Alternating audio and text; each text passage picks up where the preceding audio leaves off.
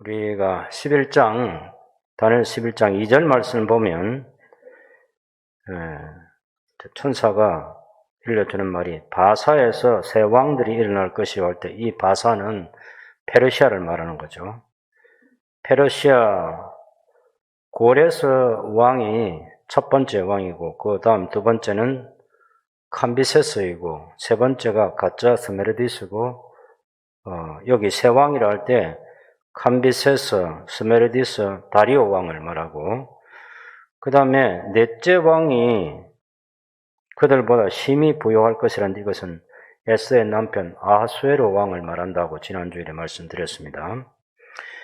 그렇게 페르시아 제국이 진행되는 가운데 3절에 보면 장차 능력 있는 왕이 일어나서 큰 권세로 다스리며 자기 마음대로 행하리라 할 때 이 능력 있는 왕은 알렉산더 대왕, 헬라 제국을 건설했던 알렉산더이고 그 다음에 알렉산더가 갑자기 죽어요. 그러고서는 나라가 4개의 나라로 나누어집니다. 4절에 보면 그가 강성할 때 그의 나라가 갈라져 천하 사방에 나눌 것이나 그의 자손에게로 돌아가지 않을 것이요 또 자기가 주장하던 권세대로도 되지 않을 이는 그 나라가 뽑혀서 그 외에 다른 사람들에게로 돌아갈 것이다. 그러면서 5절부터는 이제 그때 그 헬라 제국이라고 하는 이 나라가 몇 개로 나누어졌는데 특별히 두 남방왕국과 북방왕국만 얘기하는데 남방왕국은 프톨레마이오스라는 장군을 중심으로 해가지고 이집트 지역에서 헬라 제국을 세운 사람이 남방왕이라고 불리는 사람이고 정확하게 하면 남방의 왕조지 왕조 가운데 왕 1세, 2세 이런 식으로 내려가잖아요. 북방왕은 시리아를 중심으로 해서 바벨론까지 저 멀리까지 확장된 매우 큰 나라인데 그 셀레우코스 왕조라고 하는 거예요. 셀레우코스 왕조. 그 왕조가 세워지는 헬라 제국을 두고 말합니다. 그래서 지난 주일에 이 다니엘서라는 이 예언서가 뒤에 일어날 역사적인 왕국의 제국의 변동에 대해서 그냥 예언하고 지나가는 그런 책이 아니고 역사 속에서 실제로 성취가 된 역사를 가지고 있는 정확한 하나님의 말씀이고 하나님의 예언의 말씀은 역사 속에서 반드시 이루어진다고 하는 것을 우리가 확인을 했습니다. 오늘 이제 제가 지난주에 헬라 제국 하면서 헬라 제국 때 그러면 제사장 나라라고 하는 구약의 하나님의 나라죠. 대제사장을 중심으로 하는 이 제사장 나라는 그러면 역사가 어떻게 진행됐을까? 그것을 여러분과 함께 나누어야 이 다니엘서 11장이 마무리가 되겠다는 그런 생각으로 오늘 대제사장들을 좀 소개하려고 하는데 이 헬라 제국의 대제사장을 소개하기 전에 먼저 이제 페르시아 제국에서 바벨론에서 귀환해 가지고 소위 스룹바벨 성전 시대, 성전이 건축되고 나서 대제사장을 거친 몇몇 사람이 있습니다. 제24대 대제사장이 여호수아이고 그래서 주전 516년에 여러분 성전이 건축됐잖아요. 스룹바벨 성전이 건축됐고 515년부터 이제 성전 건축하고 대속죄 이래 대제사장직 직무를 수행한 걸 생각해 보면 주전 515년부터 여호수아가 공식적인 대제사장의 직무를 수행했을 것이고 그때부터 헬라 제국이 들었을 때까지 320년까지 주전 515년에서 320년까지 6명의 대제사장이 있습니다. 그 사람들 한 사람씩 먼저 소개하고 그 다음에 이제 헬라 제국 시대의 대제사장인 프톨레마이오스 왕조와 셀루코스 왕조 시대의 대제사장 7명의 대제사장이 있습니다. 그 7명의 대제사장하고 마지막 아주 안티오코스 에피파네스 4세 때 세워졌던 3명의 아주 악질적인 대제사장까지 쭉 이렇게 생각해 보겠습니다. 제가 PPT를 보면서 화면 보여주세요. 네, 시대별 대제상.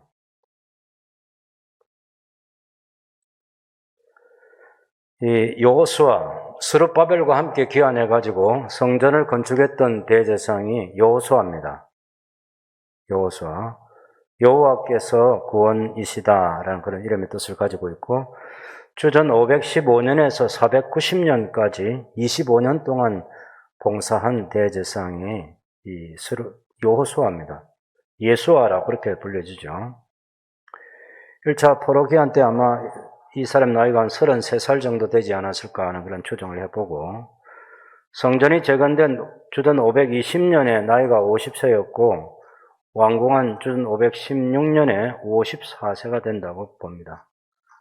그래서 성전이 완공되고 그 다음 해 이제 대속죄일에 사면 청원을 하기 위해서 지성소에 들어가지 않습니까? 그렇게 해서 그때부터 시간을 계산하면 주전 490년까지 나이가 한 80 정도 될 때까지 대제상직을 수행한 사람이 여호수아다, 그렇게 보여집니다. 1차 귀환했을 때 첫 번째 대제상이죠. 바사왕 고레스 원년에 주전 538년에 고레스 왕의 귀환 조서가 칙령이 내려졌고 537년에 49,897명이 귀환을 했습니다. 물론 이 느헤미야서에는 49,942명이라고 좀 숫자 차이가 나는데 그것은 그때 여러 유형의 사람들이 들어왔는데 어떤 사람을 더하고 덜하고 하는 그 과정에서 생겨난 그런 소수의 그런 숫자적인 계산 방법이 좀 달랐다는 것을 알 수 있고, 일단 49,900명 정도가 돌아왔다. 이 성전 재건을 할 때 이 여호수아가 스룹바벨과 함께 그 지도자로서 활동을 한 거죠. 네. 그래서 공사 과정에 참여했던 사람인데, 우리가 그 성전 공사 과정은 이미 제가 지금 새벽 기도 시간에 에스라서하고 학개서, 스가랴서 가지고 쭉 설명해 주니까요. 제일 첫 번째는 다리오 왕 제2년 6월 1일 날 536년에 시작을 했다가 16년 동안 공사가 중단되고, 그로부터 이제 주전 520년에 공사를 재건해야 된다는 독촉을 학계 선자가 하죠. 그때가 다리오 왕 2년이었습니다. 6월 1일 날 학계서 1장 1절에 책망이 있고, 그 다음에 제2년 6월 24일 날 여호와께서 스룹바벨과 여호수아 백성의 마음을 깨워서 6월 24일 공사를 시작을 했는데, 학계서 2장에 보면 7월 21일 날 하나님께서 다시 말씀하시는데, 그 성전이 초라하다고 공사가 잘 진행이 안 되는 거예요. 그래서 이 성전 작다고 그렇게 생각하지 말고 이 성전의 영광이 이전에 성전 영광보다 훨씬 더 크게 되고 여호와의 영이 충만하게 그곳에 임재할 것이고, 우리 걱정하지 말고 크게 생각하지 말고 성전을 건축하라 하는 동료가 7월 21일 날 있었습니다. 그런데 진행이 잘 안 돼서 스가랴서 1장에 보면 8월 달에 하나님께서 다시 한번 언약 백성들 향해서 너희가 가만히 보니까 너희 조상들하고 똑같구나. 에? 그 조상들이 어떻게 했습니까? 조상들이 선지자가 말을 하는데 들은 척만 척했어요. 그것처럼 지금 학교 선자를 통해서 6월 1일 날, 6월 24일 또 감동시켜서 공사해가지고 7월 21일 날 또 하나님께서 말씀하시고, 그래도 또 안 되고 8월 달에, 그래서 왜 너희가 너희 조상들처럼 선자의 말을 안 듣냐? 문제는 너희 마음이 있구나. 그래서 너희 마음으로 내게로 돌아오라. 그러면 나도 너희에게 돌아가겠다. 그렇게 해가지고 8월 달에 얘기를 합니다. 그러고 나서는 학교에서 2장 10절에 보면 이제 9월 24일 날, 이제 그때는 이제 성전 공사를 제대로 시작하면서 하나님께서 이전 날과 지금 날 이후를 생각해 보면 알게 될 것이다. 내가 오늘부터 복을 주겠다. 그렇게 그게 9월 24일이었어요. 그런데 무슨 이유인지 모르지만 11월 달에 다시 스가랴서 1장에 보면 하나님께서 8개의 환상을 보여주면서 반드시 성전이 스룹바벨의 손에 의해서 건축이 되고, 이것은 다리오 왕이 막 학계 선자와 스가랴 선자를 통해서 공사가 시작되는데 열심히 이제 9월 24일 날 그렇게 하는 거죠. 하는데 요단강 동편 그 메소포타미아 지역에 있는 그쪽에 있는 공무원들이 나와가지고 누가 이렇게 공사를 하라고 했냐 그러면서 이제 다리오 왕한테 그러면 고레스 왕의 조사가 있는지 우리가 한번 보고해가지고 한번 답은 받아봐야 되겠다. 공사 만료는 하지 않았지만 그렇게 될 때 또다시 성전공사가 허지부지해지니까 하나님께서 11월 달에 다시 이제 스가랴 선지자 8개 환상을 보여주면서 다리오 왕이 답변을 어떻게 하는지 기다리지 말고 빨리 공사를 해라. 이건 내가 하나님께서 성전을 지으라고 하는 것이지 신경 쓸 거 없다. 반드시 스룹바벨 손에서 지어진다. 그리고 그 빛나는 순금등대의 환상을 통해서 이 영광이 온 세상에 가득하게 되는 그런 것들까지 다 보여주시면서 확신을 주셔서 공사를 재건하게 합니다. 그렇게 해가지고 이제 다리오 왕의 지원도 그 뒤에 에스라스 6장 1절에서 12절까지 보면 있고 에스라스 6장 14절 15절 보면 다리오 왕 제6년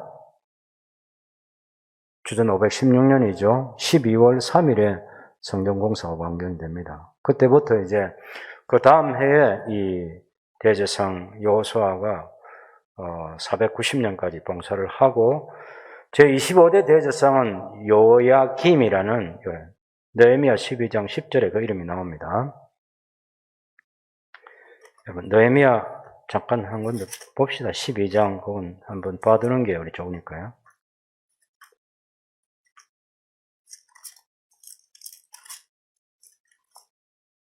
느헤미야 12장 거기 보면 예수와 여호수아죠. 예수와 여호수아는 요야김을 낳고 요야김은 엘리야십을 낳고 엘리야십은 요야다를 낳고 요야다는 요나단을 낳고 요나단은 얏두야를 낳았느니라. 여기까지가 이제 이 얏두야 이 사람이 이제 성경에 기록된 마지막 대제사장이에요. 성경에 기록된 마지막 대제사장은 얏두야입니다. 그 다음에 나오는 대제사장은 성경에는 없고, 그럼 성경에 없는데 그럼 역사적인 자료가 어디 있느냐? 그럴 때 유대 역사가인 요세푸스가 쓴 그런 유대 고대사도 있고, 또 외경에 속한 것인데 마카비스라는 외경책이 있습니다. 마카비 1서, 마카비 2서. 그건 그 역사적인 내용들을 기록해놨기 때문에 그 두 권을 비교를 잘 해보면 이런 역사적인 문헌을 얻을 수 있습니다. 그래서 여러분이 기억해둬야 될 것은 느헤미야 12장 10절, 11절 거기에 예수와 여호수아가 요야김 아들을 낳고 요야김이 엘리야십을 낳고 엘리야십은 요야다를 낳고 요야다는 요나단을 낳고 요나단은 얏두야를 낳았다. 요 얏두야까지가 주전 320년 얏두야가 그때까지 대제사장이 성경에 기록되어 있다 하는 것을 여러분 기억하시고 보면 좋겠습니다. 요야김 이름의 뜻은 여호와께서 일으키신다는 뜻이고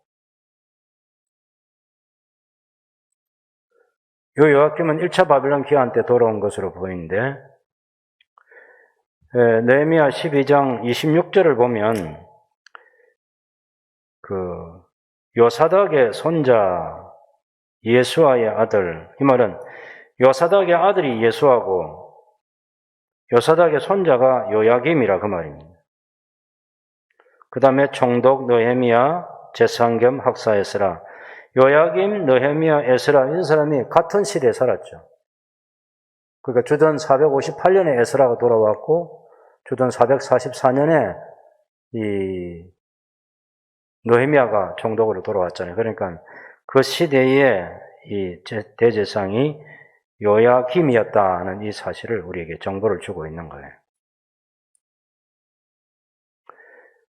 그래서 스룹바벨 성전 공사 때 아버지 여호수아와 함께 동력을 했습니다. 그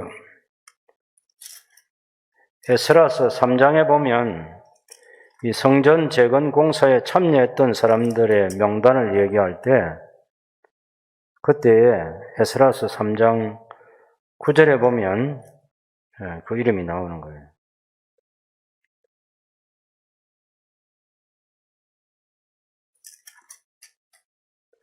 3장 9절. 예루살렘에는 하나님의 성전에 이런 지 2년 둘째 달에 하면서 8절에 보면 스알디엘의 아들 스룹바벨 요사닥의 아들 예수아와 쭉 얘기해놓고 9절에 이에 예수아와 그의 아들들과 그의 형제 예수아와 그의 아들들 할 때 그 아들들 중에 요야김이라는 아들이 있는 거죠. 느헤미야, 에스라 3장 9절에 있는 그 형제들과 간미엘과 그의 아들들과 유다 자손과 헤나데 자손과 그의 형제 레위 사람들이 일제 일어나 하나님의 성전 일꾼들을 감독하니라. 대제사장 여호수아하고 그 아들들이 성전 감독으로서 헌신을 했다. 첫 번째 제사장 때.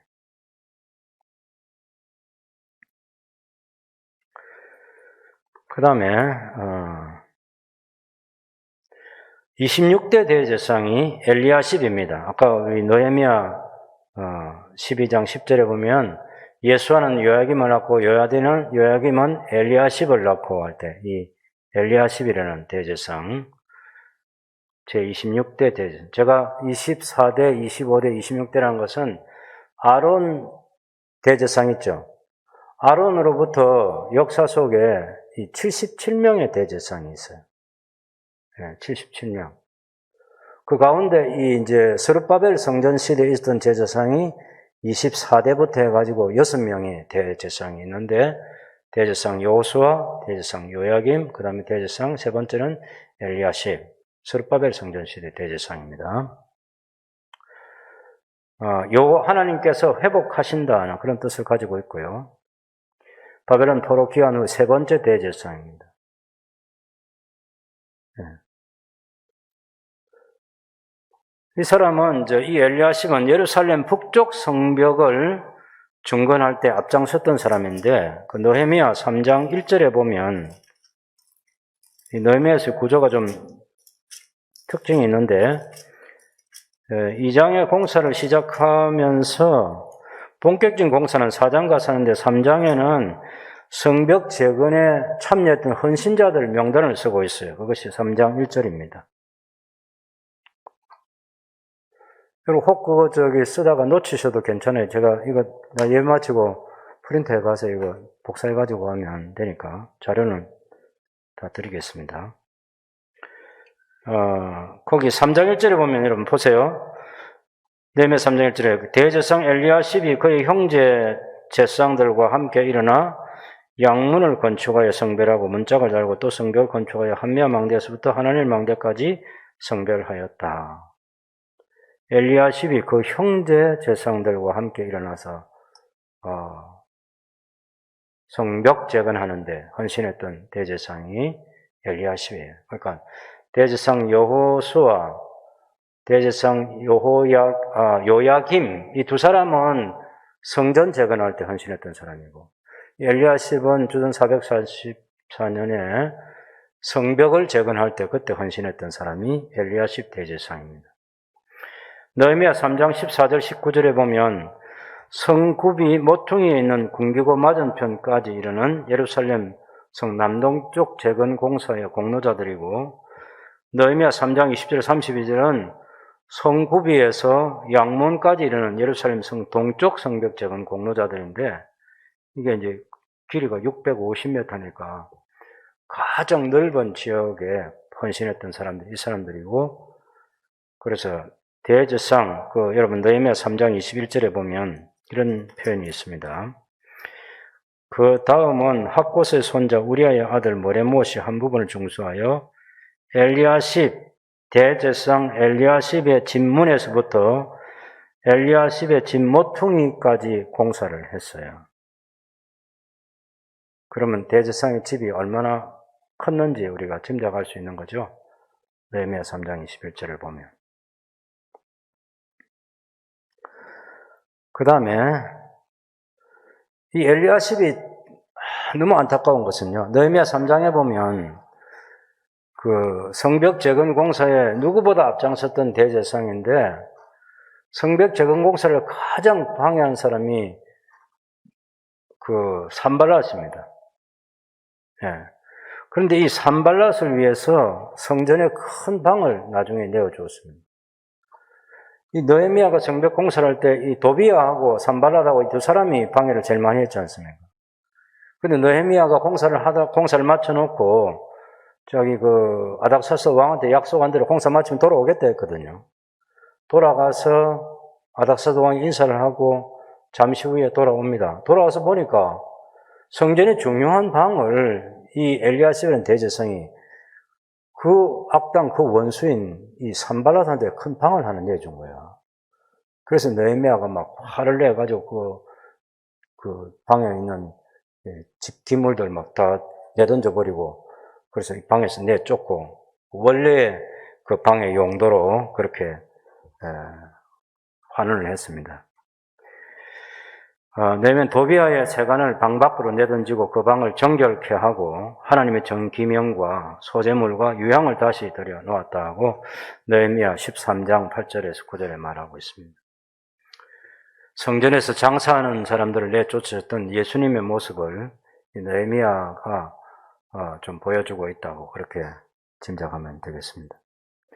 그 다음에 이 엘리야십 대제사장의 중요한 세 번째가 뭐냐면 이 엘리야십의 손자를 산발랏의 사위가 되게 했어요.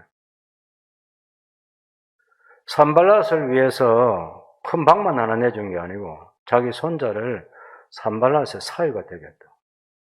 므낫세라는 손자인데 요야다의 아들 하나가 호론 사람 산발랏의 사위가 되었다. 성경은 이렇게 말합니다. 이스라엘이 귀환을 해가지고 이방인들과는 서로 결혼, 통혼하고 그렇게 하지 않겠다고 맹세까지 했는데 그것을 제일 먼저 깨뜨린 사람이 누구냐? 대제사장 엘리야십의 집에서 그랬습니다.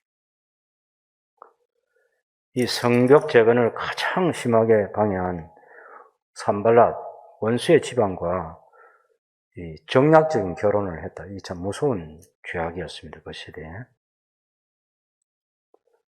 그래서 대제사장 엘리야십은 처음에는 성벽 재건에 앞장섰지만 나중에는 이방인 원수 도비야와도 친분을 쌓고 산발랏의 집안과도 연혼함으로써 하나님께 큰 죄를 지은 사람이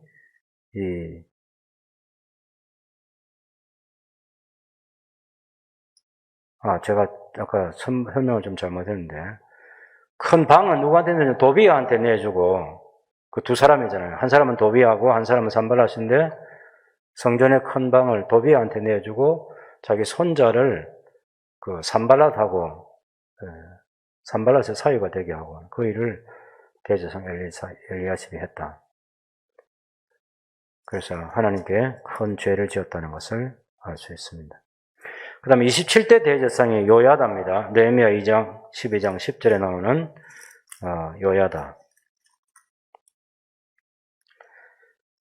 예수아는 요야김을 낳고 요야김은 엘리야십을 엘리야십은 요야다를 낳고 이 요야다는 여호와께서 알고 계신다는 그런 뜻을 가지고 있습니다.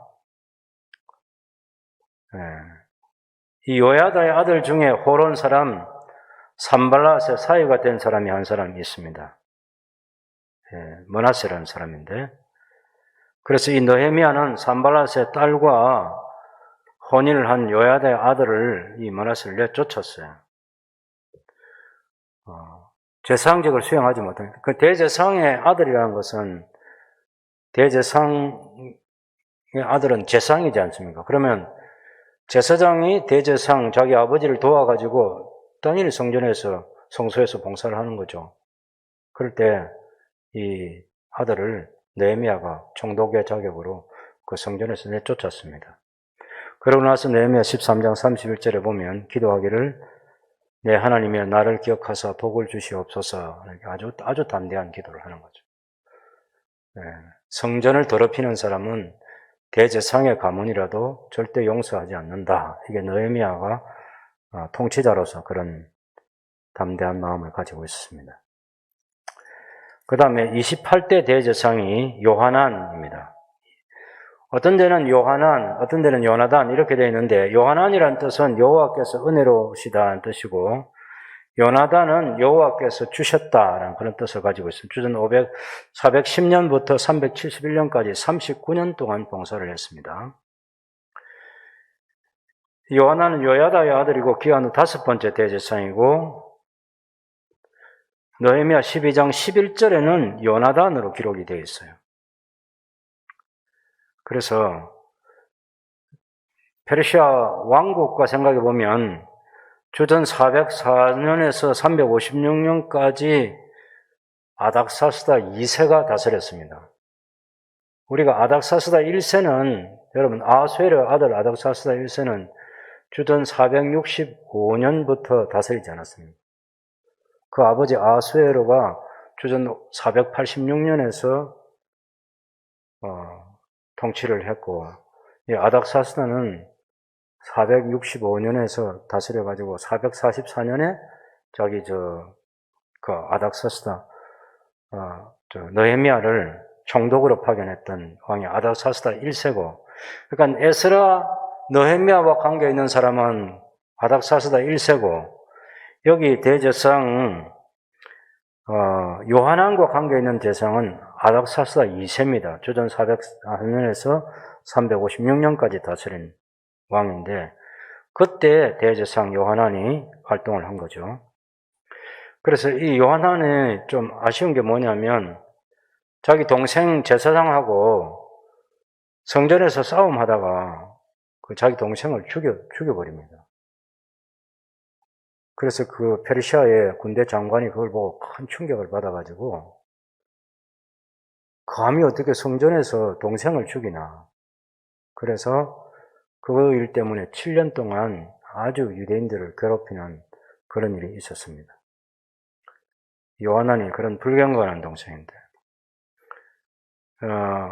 그 동생 이름이 예수인데, 그 동생 예수와 친한 사이였던 아닥사스의 군대 장관 바고세스가 그 현장을 목격을 하고, 요하난이 분노해서 동생 예수를 죽이는 것을 보고, 나중에 아주 무거운 그 공물을 부과하고 유대인들을 7년 동안 그렇게 괴롭혔습니다.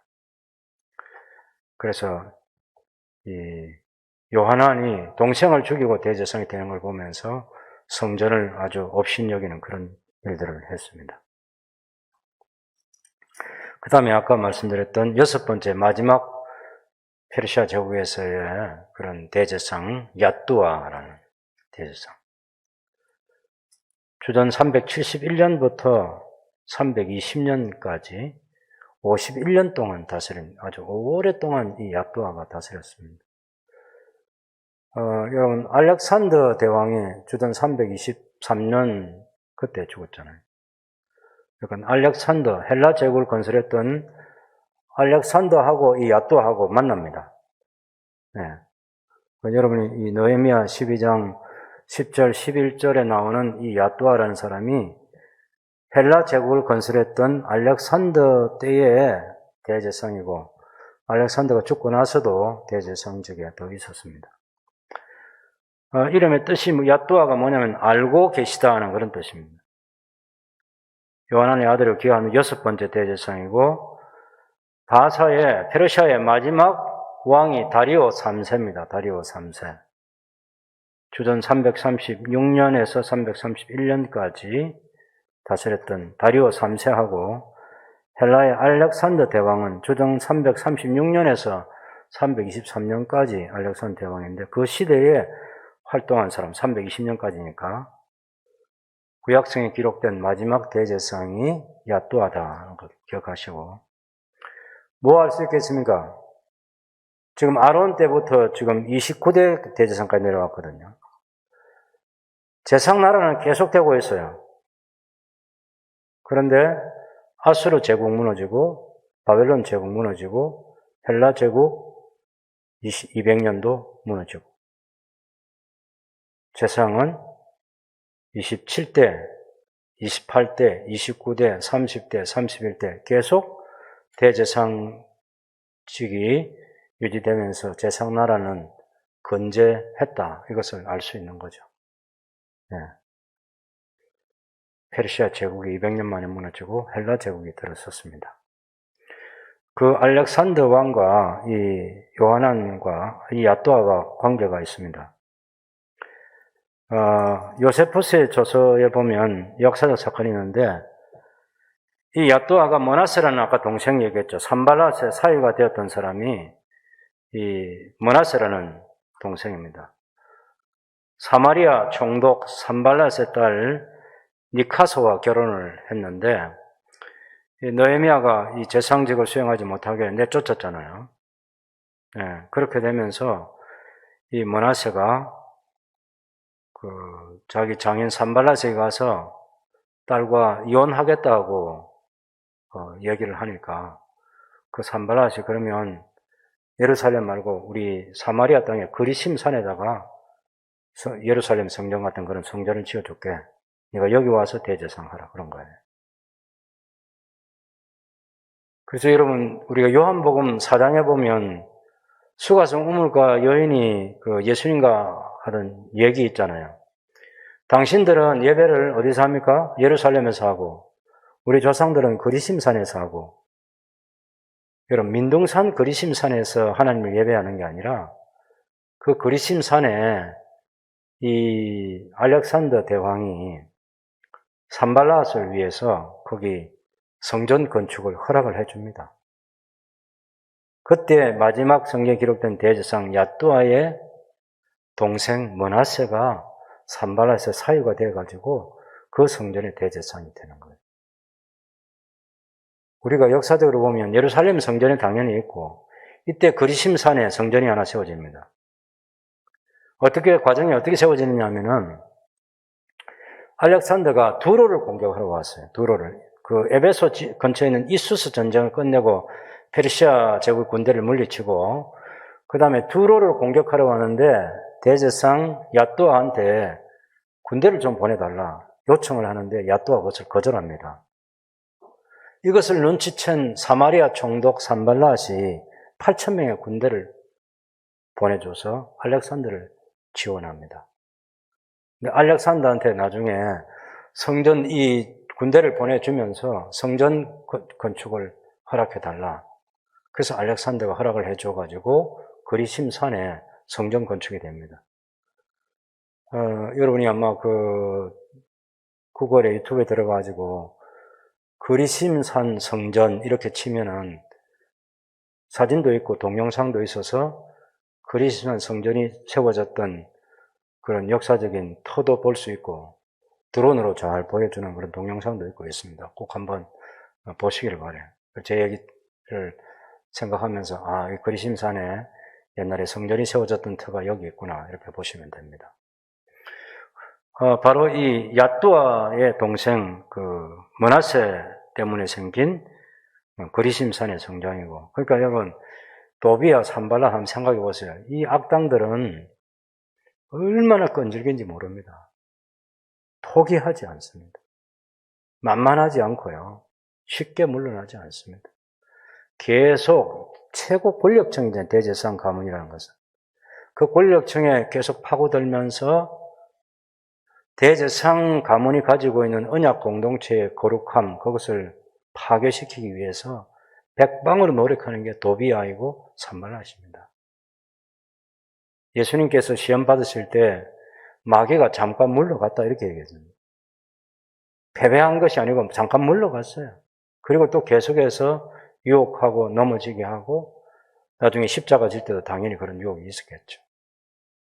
도비야와 산발렛이 그런 사탄의 하수인으로서 이런 역할을 하고 그 유혹을 물리치지 못하고 이 대제사장 가문, 엘리야시아 가문에서 야뚜아라는 이 대제사장이 자기의 동생 므낫세가 그 연혼하는 그런 과정에서 매우 큰 곤욕을 치르게 됩니다. 그런데 나중에 이제 그러면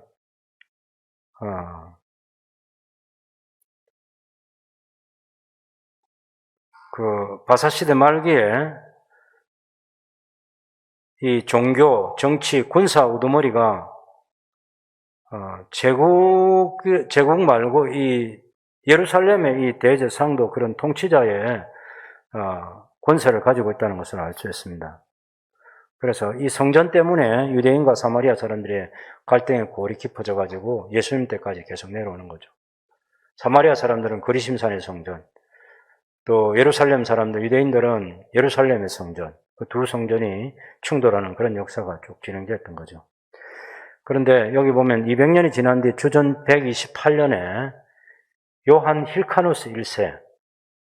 요한 힐카누스 1세는 여러분 나중에 마카비 그 혁명이 일어날 때 마따디아라는 그 제사장이 시작을 해가지고 그 아들 마카비도 있고 시몬도 있고 요나단도 있는데 그 마따디아 아들이 시몬이라는 사람인데 이 사람이 대제사장이 돼요.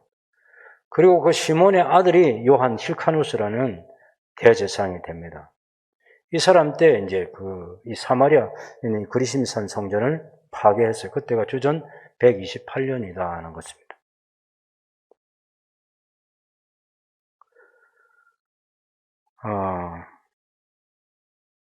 나중에 이제 하스몬 왕조에 가서 제가 마따디아의 아들 시몬 대제사장이나 또 시몬의 아들 힐카누스 1세, 그때 이 힐카누스 1세부터 이제 하스몬 왕조라고 그렇게 불려졌죠. 공식적으로는. 주전 134년에서 104년까지 31년 동안 대제사장을 했던 사람이 요한 힐카누스 1세고, 이 사람이 그 헤롯 대왕의 할아버지를 강제 개종을 시켜가지고, 헤롯 가문을 에돔 족속에서 유대인으로 탈박 변화를 하는데, 그때 이 힐카누스가 그 헤롯의 조상들을 강제 개종 안 시켰다면 헤롯 대왕이 안 나왔을 거예요. 네, 근데 강제 개종시켜가지고 관직을 주고, 그래서 헤롯의 아버지도 관직을 얻고, 헤롯의 아버지 때 그때 로마 제국한테 유다 나라를 넘깁니다.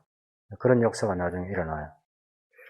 그래서 이 정치나 종교나 이 역사를 보면 굉장히 복잡한 시대가 흘러갔다는 것을 우리가 알 수 있습니다. 예. 그래서 이 사람이 이제 알렉산더의 요청을 거절을 해가지고 두려움에 사로잡혀 있는데, 하나님께서 꿈에 이 야뚜아라는 대제사장한테 알렉산더 편에 서라, 그런 꿈이 있었고, 그래서 알렉산더가 예루살렘에 상당히 제법 기분이 안 좋잖아요. 군대를 안 보내줬으니까. 예루살렘에 들어오는데 예루살렘에 있는 모든 시민들이 알렉산더를 환영을 합니다. 알렉산더 깜짝 놀랐겠죠. 왜 군대도 안 보냈는데 대제사장이 그런 하나님 편에 서라는, 알렉산더 편에 서라는 그런 하나님의 꿈의 계시를 받고 나서 이제 알렉산더를 지지해 주는데, 그건 성경에 근거를 하고 있는 거예요. 성경에 보면 다니엘서 8장 21절에 11장 3절에 선지자가 이제 하는 말이, 헬라인이 바사 제국을 멸망시킬 것이고 그때 큰 능력 있는 왕이 나타나서 그 일을 한다고 그랬잖아요. 그 사람이 바로 알렉산더라는 겁니다. 그게 사실을 야뚜아라는 대제사장이 일러주는 거죠. 그렇게 해가지고 알렉산더 들어보니까 기분이 굉장히 좋은 말이잖아요. 자기가 이 바사 제국을 완전히 끝장내고 새로운 제국 건설에 능력 있는 왕이 된다. 그런 말을 듣고, 어쨌든 이 유대인들을 존중해주고 율법도 존중하고 또 유대인 고유의 풍습도 지키게 하고 알렉산더가 유화 정책을 그렇게 펴니다. 그 다음에 이제 우리가 그 6명의 대제사장을 보았고요. 이제 헬라 제국이라고 하는 이 프톨레마이오스 왕조하고 셀레우코스 왕조 때 대제사장을 이제 좀 생각해 보겠습니다. 왜 알렉산더에 의해서, 알렉산더 죽고 나서 5개 나라로 헬라 제국이 나눠졌다가 나중에 4개가 되는데, 왜 2개인 프톨레마이오스 왕조하고 셀레우코스 왕조 2개만 얘기하느냐면, 이 두 왕조가 이스라엘 땅을 차지를 해서 그래요. 다른 헬라 제국의 다른 분열 왕국은 이 이스라엘 땅에 들어오지 못했고, 처음에는 주전 320년부터 이 프톨레마이오스 이집트를 중심한 그 왕조가 이스라엘 땅을 차지를 했다가 주전 198년에 안티오코스 3세에 의해서 그때 시리아 셀레우코스 왕조가 198년부터 다스리게 돼요. 그래서 성경 다니엘서 11장은 그 두 왕조를 중심으로 예언이 되어 있고 역사 속에 그것이 성취됐다는 것을 우리에게 알게 해주고 있습니다. 그래서 유대는 주전 320년경부터 프톨레마이오스 왕조 지배를 받았고 주전 198년부터 북방의 셀레우코스 왕 안티오코스 3세가 남방 프톨레마이오스 5세에게 파네우스라는 전투에서 승리하고 나서 그때부터는 이제 셀루코스 왕조가 계속해서 이스라엘을 지배합니다. 그래서 이 두 왕조의 대제사장 7명을 우리가 보는 거예요. 이 프테르스 왕조의 통치는 예루살렘을 강압 통치하는 게 아니고 상당히 존중해주고 그랬습니다. 그 내정 간섭하지 않았어요. 세금만 잘 내면 되는 거죠, 세금만. 제국은 돈이 필요한 것이지, 그런 자기들이 지배하고 있는 나라의 종교를 다스리고 하는 것들은 큰 관심이 아니거든요. 그래서 종교, 문화적 자유, 이것들을 누리게 해줬습니다. 이제 이 알렉산드리아에 있는 이 프텔레마이오스의 두 번째 왕이 70인역이라고 하는 것을 번역하게 하지 않았습니까?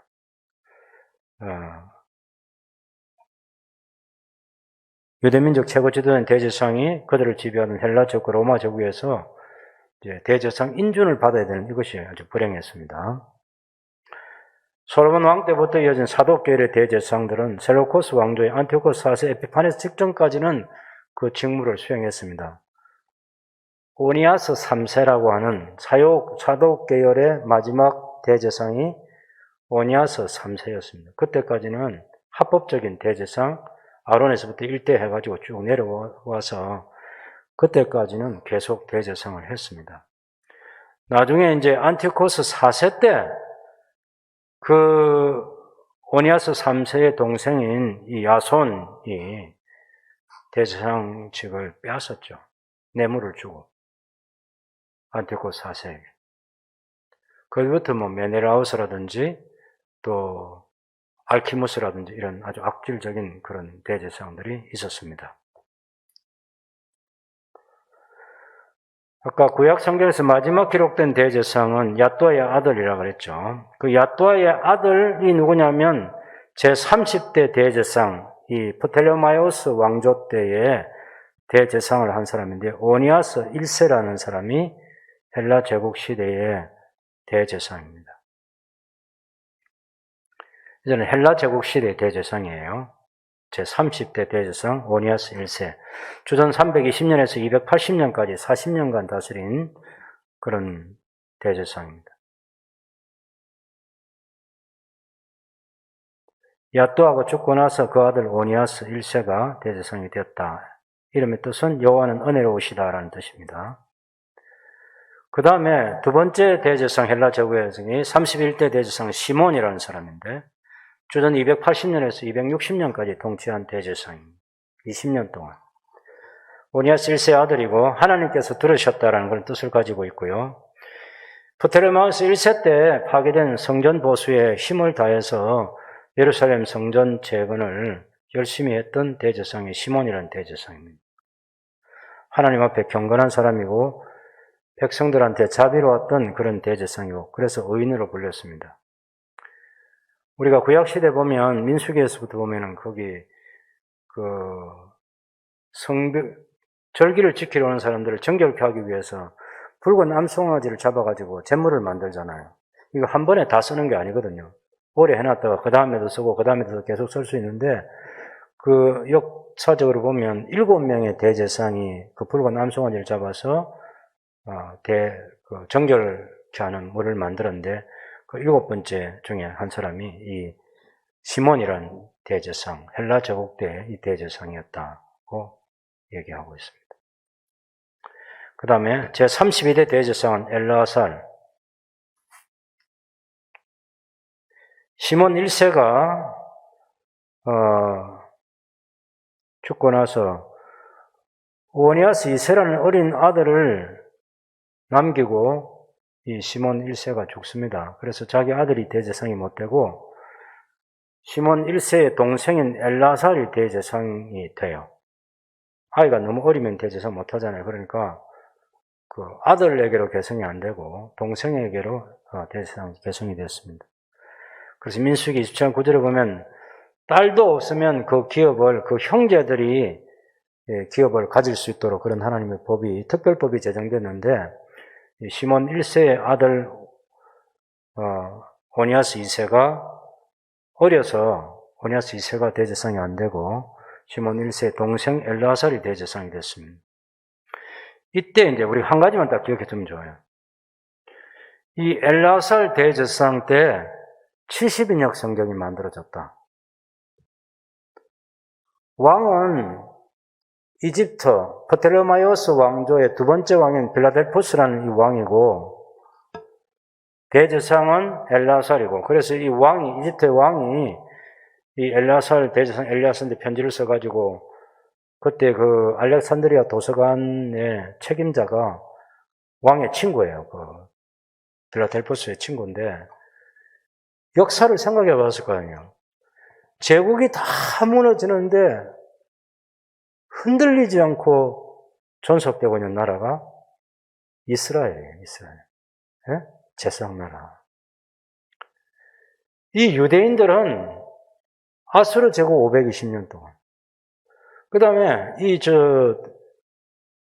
바벨론 제국 70년 동안, 페르시아 제국 200년 동안 전혀 변하지 않고 그 종교와 문화를 계속 발전시켜 가는데 도대체 뭘 가지고 그렇게 하냐? 그럴 때 성경이에요, 성경. 구약 성경. 모세 오경 있잖아요. 그래서 이 책이 있어야 알렉산드리아 도서관이 빛이 나는 거예요. 도서관에도 좋은 책이 있어요, 비싼 책이. 예? 우리 어린이 도서관도 하려면 이 세계적인 어린이 도서가 있어야 됩니다. 희귀 도서가 있어가지고 그 도서관에 안 가면 그 책 못 본다. 그러면 아마 우리 도서관도 막 발디딜 틈이 없을 만큼 사람들이 찾아올 거예요. 실제로는 그런 책이 필요합니다. 저도 중고책 같은 거 현금 새 책 사면은 10,000원 하는 것도 중고책 10만 원 하는 것도 사기도 합니다. 왜 사느냐? 책이 없어요. 네, 그래도 돈 안 아깝다고 생각하는 거죠. 얼마 전에 난징 학살에 대한 그런 책도 2권을 샀는데 한 권에 몇만 원씩 주고 샀습니다. 책이 없어요. 책이 없어요. 중요한 역사적인 사실은 좀 알아야 되겠는데 그래서 한 거예요.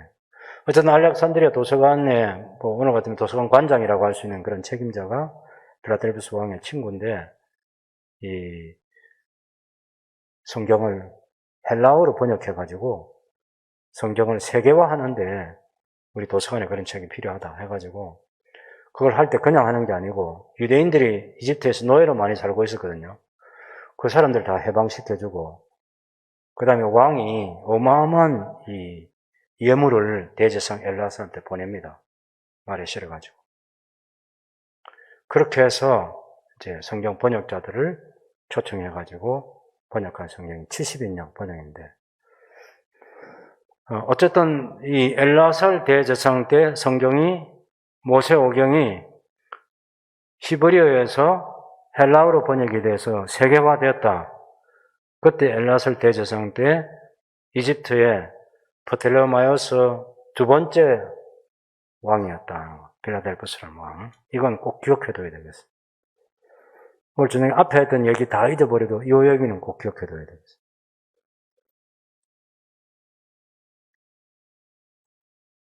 그 다음에 제33대 대제사장 므낫세. 엘르아살이 죽자 오니아스 1세의 형제인 이 므낫세가 대제사장직을 계승했습니다. 주전 245년에서 240년까지 5년간 통치했던 왕이고요. 이 어려운 시몬의 아들 오니아스 2세가 대제사장에 오르지 못한 것은 나이가 너무 어렸기 때문에 아까도 그런 대제사장이 있었죠. 시몬도 대제사장 될 때 자기 형의 아들이 너무 어려가지고 못했고 시몬이 됐는데 이 시몬도 자기 아들이 대제사장이 못하고 자기 그 형제 므낫세가 대제사장이 됩니다. 네, 특별한 업적은 없습니다. 이 므낫세가 5년밖에 대제사장을 못했습니다. 그 다음에 이제 그 시몬 1세의 아들인 오니아스 2세가 제34대 대제사장이 됐고 주전 240년에서 218년까지 22년 동안 대제사장을 했습니다. 이것은 이제 아버지 그 시몬 1세가 죽었을 때 나이가 어려가지고 작은 아버지 엘르아살이 아까 조금 전에 그 성경 70년 보던 엘르아살이 대제사장을 했고 그 다음에 이제 그 작은 할아버지 므낫세가 이제 대제사장 직분을 맡아서 수행하게 된 것입니다. 이 므낫세의 이름은 그때 대제사장 가문에서 손자에게 할아버지의 이름을 물려주는 풍습에 따른 것으로. 그래서 아버지 오니아에서 1세면 그 다음 아들이 2세 이렇게 되는데 그렇게 안 가고 그 다음 앞에 할아버지 이름이 그 손자에게 붙여지고 또 할아버지 이름이 그 다음 손자에게 붙여지고 이런 식으로 이름이 내려가는 특징을 우리가 볼 수 있습니다. 뭐 중요한 건 아니지만 그 당시 이름을 물려줄 때 그런 식으로 물려주고 있었다는 거. 그런데 이 오니아스 2세가 돈을 좋아하고 탐욕스러운 그런 사람이고 프톨레마이오스 왕조의 지배 아래에서 대제사장의 가장 중요한 임무가 한 해에 거둬들인 세금을 종을 바치는 겁니다. 여러분 성전세 그게 어마어마한 성전세 반 세개씩 내는 거 있잖아요. 이건 거지도 내야 돼요. 거지도. 성전세 반 세개는 안 내면 안 돼요. 꼭 내야 돼요. 그래서 예수님도 그 베드로한테 왜 너희 선생님이 왜 성전세 안 내냐 그런 질문 받았을 때 예수님이 어떻게 합니까? 야 가서 낚시해가지고 그 고기가 그 물에 올린 1세겔짜리 가지고 내 세금하고 네 세금하고 내라 그렇게 얘기하잖아요. 성전세. 그래서 성전의 돈이라고 하는 것은 이 성전세라는 거 어마어마한 게 있고요. 그 다음에 디아스포라 유대인들이 매년 6월절 오순절 지키기 위해서 절기를 지키러 올라올 때 그때 그쪽에서 사업해가지고 성공해가지고 어마어마한 11조 가지고 오는 거죠. 예, 11조. 그 뭐 액수는 이루 말할 수 없습니다. 어마어마한 11조. 사내들인 공예가 그 지역의 회당들을 하고 지역에 있는 회당하고 공생하는 중요한 도구가 바로 그 도구 아닙니까? 성전세 내는 거, 11조 하는 거. 그래서 이 오니아스 2세도 그런 한 해의 세금을 거둬 종을 바치는 그 중요한 직무를 수행할 때 돈을 탐하는 그런 사람이었습니다. 오니아스 2세가 납세 의무를 거부할 때 이 프톨레마이오스 왕은 도비아 가문에 이 일을 맡깁니다. 아니 예루살렘 성전 대제사장이 지금 납세를 못하겠다는데 사마리아 총독 도비아한테 이걸 맡겨도 되겠습니까? 암몬 사람 도비아. 산발라 사람이 사마리아 총독이거든요. 이 도비아는 느헤미야 시대에 호론 사람 산발라와 함께 예루살렘 성벽 재건을 방해한 원수입니다.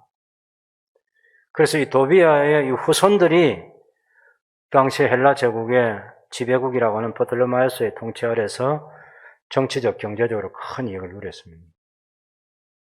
지금 우리나라 그 친일파 후손들이 있잖아요. 그 사람들이 여전히 부자이잖아요. 부자.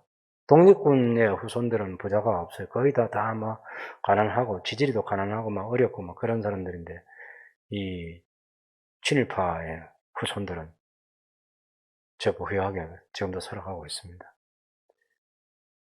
스룹바벨 성전 시대에 있었던 이 도비아와 산발라 여전히 그 후손들이 누리고 있는 거예요.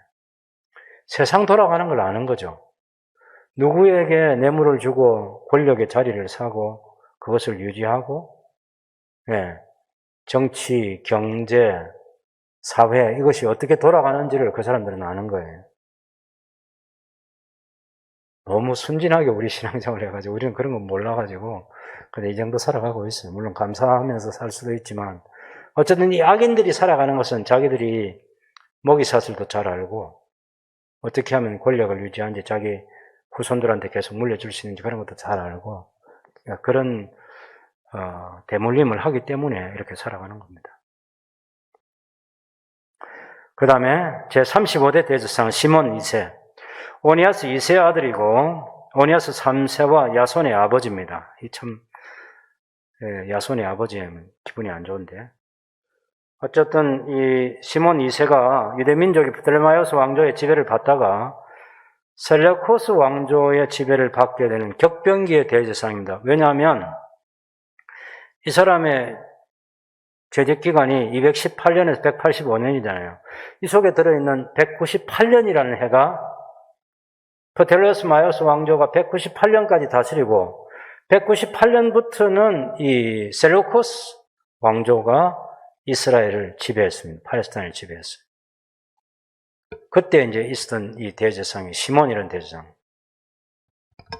몇 년 동안은 프텔레마이오스 이집트 중심한 그 왕조의 지배를 받고 또 몇 년 동안은 북쪽의 안티오코스 3세의 왕의 지배를 받았던 그런 대제사장이 시몬 2세입니다.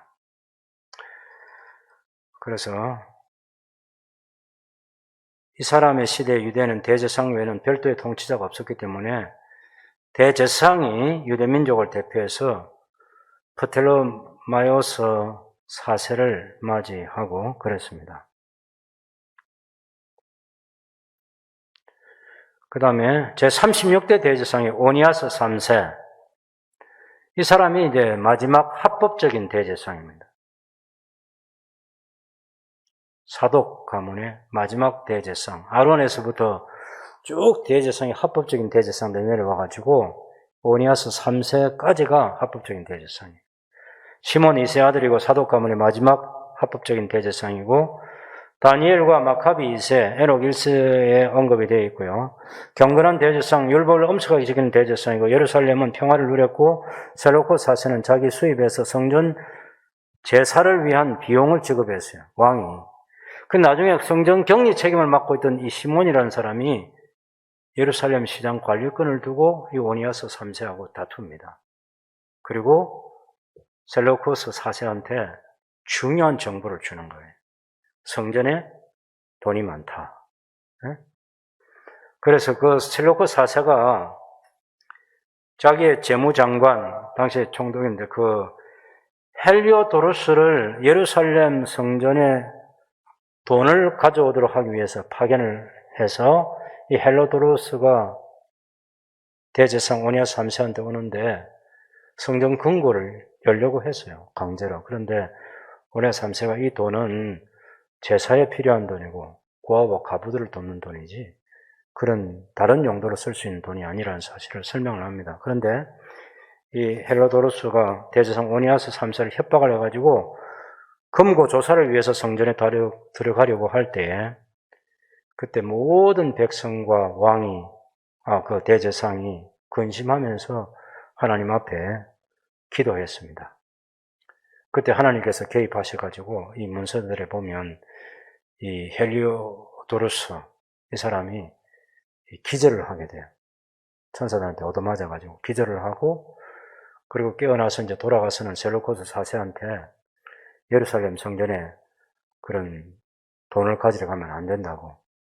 그런데 이제 이 시몬에게 이제 정보를 들었던 이 헬로코스 4세는 다른 사람을 파견을 했으라도 성전 금고에 있는 돈을 어마어마한 돈이잖아요. 그걸 가져오게 하려고 하는데 헬로도루스하고 이 갈등을 빚어가지고 헬로도루스가 헬로코스 4세를 죽여버립니다.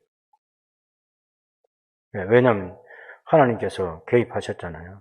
자기는 혼이 나가지고 더 이상 그곳에 가면 안 된다는 게 이게 헬로도루스의 생각인데 셀로코스 4세가 그런 것을 무시하고 계속 보내려다가 나중에 자기 부하한테 살해를 당하죠. 3년 후에 오니아스 3세는 야손을 쫓아내고 대제사장이 된 사람이 메넬라우스라는 사람인데 이 사람에게 살해를 당합니다. 우리가 175년에서 159년까지 3명의 대제사장이 있습니다. 그 3명의 대제사장 잠깐 보겠습니다. 첫째는 야손입니다. 조금 전에 얘기했던 그 오니아스 3세의 동생이고 시몬 2세 아들인데 이 사람이 이제 자기 형이 대제사장을 하고 있는데 자기가 대제사장을 하려고 안티오코스 4세 에피파네스에게 뇌물을 주고 대제사장직을 삽니다. 이 사람이 야손이에요. 야손의 원래 이름은 예수라는 이름입니다. 그것이 히브리식 이름이고 헬라식 이름이 야손이고 대제사장 계열에서 헬라 이름을 제일 처음 쓴 사람이 야손입니다. 이 야손은 안티오코스 4세에게 그에게 뇌물을 주고 친형인 오니아스 3세의 대제사장직을 빼앗았던 그런 사람인데 그때 조건이 뭐냐면 안티오코스 4세는 너희 유대 나라가 독립적인 종교, 문화 이걸 가지면 안 되고 헬라의 신을 섬기고 헬라의 문화를 받아들여야 된다. 헬레니즘을 퍼뜨리는 그런 아주 강한 정치를 할 텐데, 그때 야손이 자기 형 오니아스 3세는 그런 걸 거절하지만 자기는 자기가 대제사장이 되면 적극적으로 헬라와 정책에 우리가 함께 하겠습니다. 그래가지고 이제 대제사장이 되고, 실제로 이 야손이 대제사장이 되고 나서 많은 유대인들이 율법과 그 유대인 문화를 버리고 헬라 사람이 되기 위해서 노력하는 그런 일들이 일어났습니다.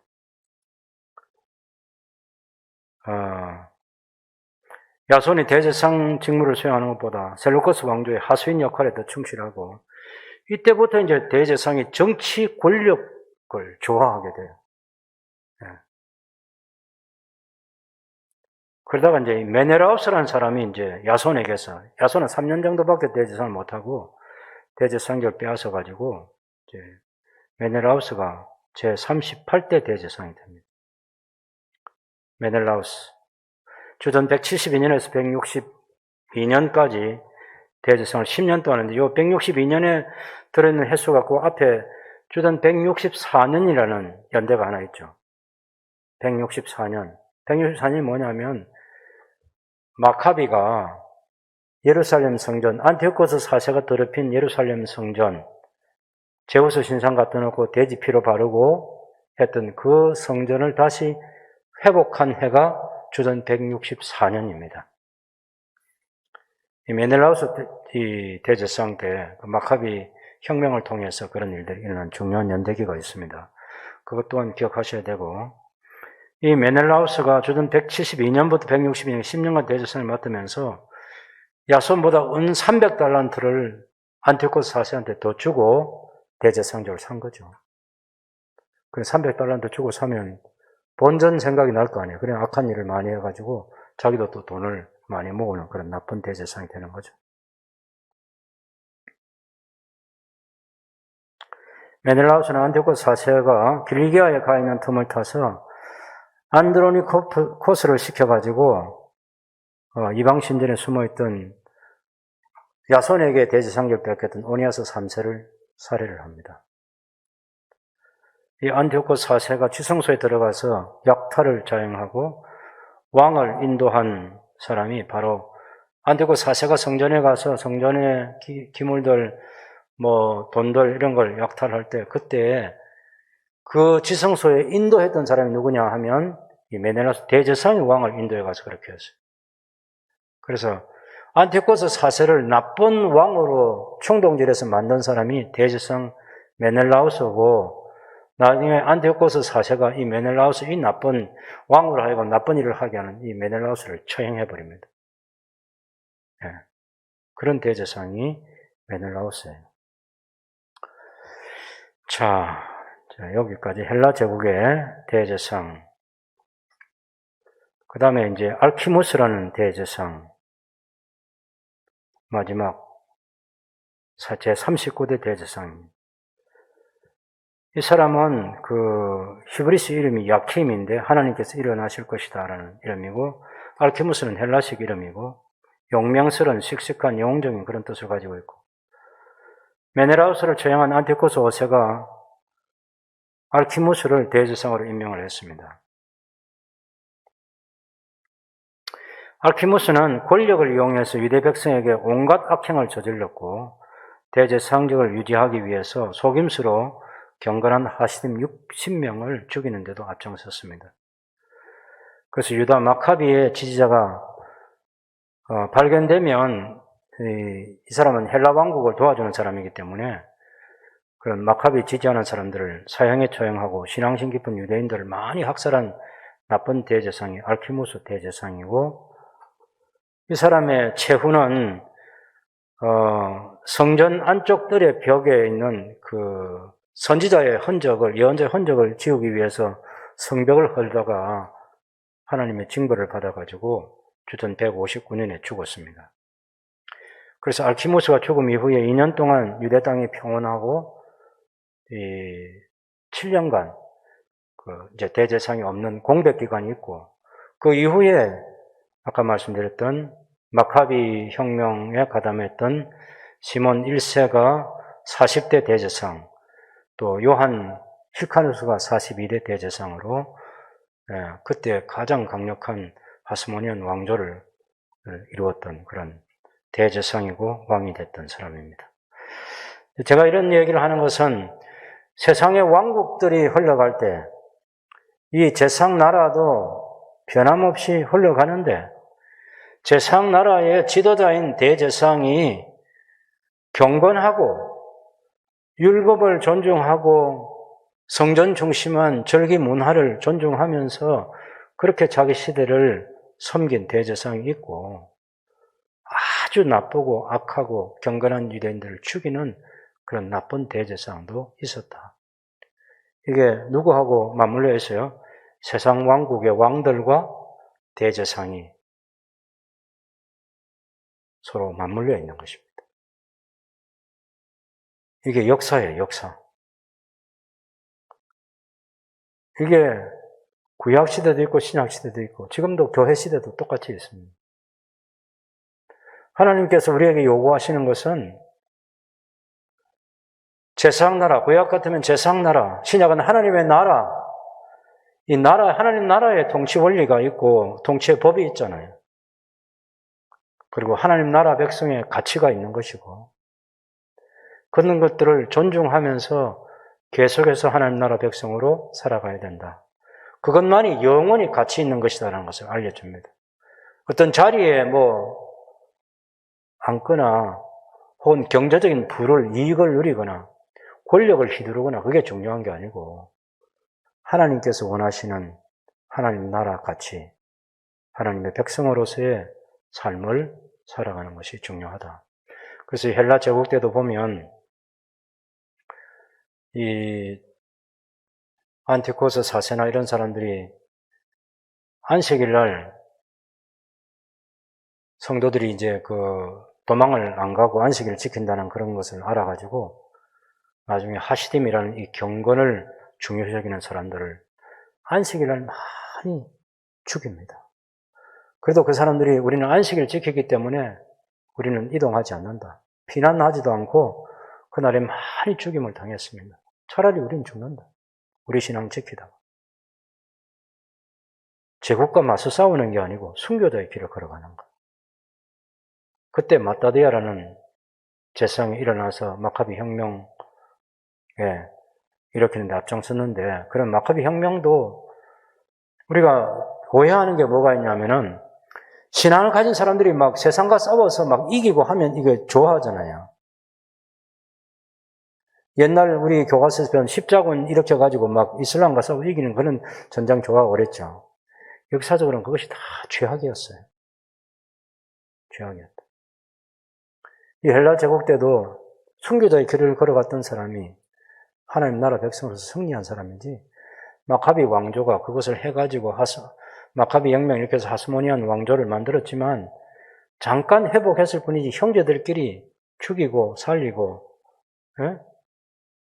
대제상직을 놓고 형제가 싸우고 조카와 삼촌이 싸우고요. 그래가지고 로마 제국한테 고스란히 갖다 바쳐지게 된 게 그게 하스모니안 왕조고 유대인의 역사입니다. 그래서 교회는 핍박하면 핍박하는 세력에 의해서 당하고 그러면서 우리 신앙은 순전하게 지켜가고 그렇게 해서 하나님 나라 백성으로서 우리 시대를 살아가야 된다는 역사적인 매우 중요한 교훈을 얻을 수 있습니다.